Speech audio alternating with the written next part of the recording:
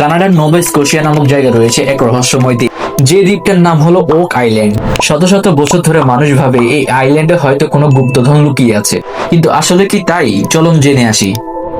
1795 সালে 3 তরুণ ওই ওক নামক আইল্যান্ডে যাওয়ার সিদ্ধান্ত নেয়। তারা ওই দ্বীপে এক অদ্ভুত গর্ত খুঁজে পায়।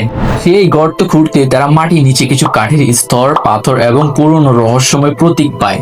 তাদের মনে হলো এখানে কেউ ইচ্ছে করেই এগুলো লুকিয়ে রেখেছে। আর সেই থেকে শুরু হয় ওক আইল্যান্ডের পরিচয়। অসংখ্য অভিযান চালানো হয়, কোটি কোটি টাকা খরচ করানো হয়। কেউ কেউ বলে এখানে নাকি টেম্পলার নাইটদের গুপ্তধন লুকিয়ে রাখা হয়েছে। আবার কেউ বলে পাইরেটস অর্থাৎ জলদস্যুদের লুটানো সোনা এখানে লুকিয়ে রাখা হয়। অনেকেই আবার বলে এটা অভিশপ্ত সম্পদ।